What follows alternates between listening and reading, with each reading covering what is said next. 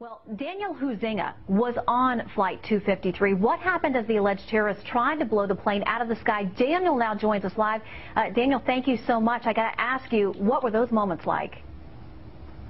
Well, Shannon, we were coming in for descent. We were already in a descent pattern, and there was a pop in the cabin, large, a noise like a firecracker, and a few moments later, people started screaming, yelling fire, and I looked back behind me, and a few rows back there were flames, there was smoke. I saw a lot of commotion, someone being tackled, dragged into the aisle of the airplane.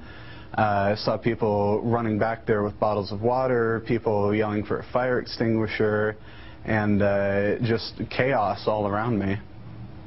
Daniel, I got to ask you, did your mind immediately go to the events of 9/11? What were you thinking at that point? Well, in a situation like that, you really don't have a lot of time to think. But I definitely thought to myself, this is a terrorist attack. There's a fire on board. I was waiting for an imminent explosion, and at that moment in time, I thought that I would not be alive in the next hour. Well, we're certainly glad that this ended the way that it did, that you and all the other passengers and crew survived there. Let me ask you, as the events wrapped up, what can you tell us about this gentleman and his demeanor, his reaction after the fact? Obviously, we hear that he was burned. He was subdued. Any reaction from him at that point? Well, Shannon, that's one of the strangest things about the whole experience is he was burned very badly. He was in a situation where he was being put in a headlock, dragged into the aisle, handcuffed. But he wasn't screaming. He wasn't yelling. He wasn't really struggling.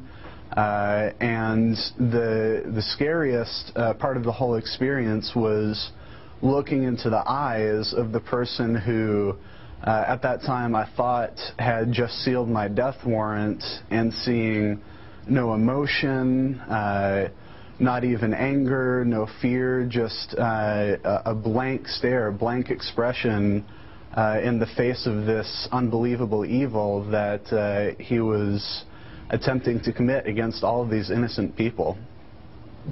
Now, after you left the plane, you and the other passengers, I understand, were questioned by the FBI. There were also bomb-sniffing dogs that were brought in. What happened at that point? That's correct. After we were able to deboard the aircraft, we were brought into the customs area in Detroit, and we were told to wait there. The people on the ground, the security was being told nothing. They were telling us nothing. And then bomb-sniffing dogs were brought into the area where a few people were, their carry-on baggage was searched, and one gentleman especially, the dog sat right in front of his bags, indicating pretty strongly that he smelled something, and the gentleman's bags were searched, and shortly thereafter he was brought to a corner of the area we were in, and put in handcuffs and taken away, and following that, the rest of the passengers were moved to a different area of the airport, into a little hallway, we were told, because they had found something in the baggage that was a security threat, and we needed to be moved to a different location for security reasons, and it wasn't until 3 or 4 hours that we were actually able to get out. And Daniel, I just want to clarify, you're saying that the dog lit on a bag that was not Abdul Muttalib's. You're saying a different person on the plane?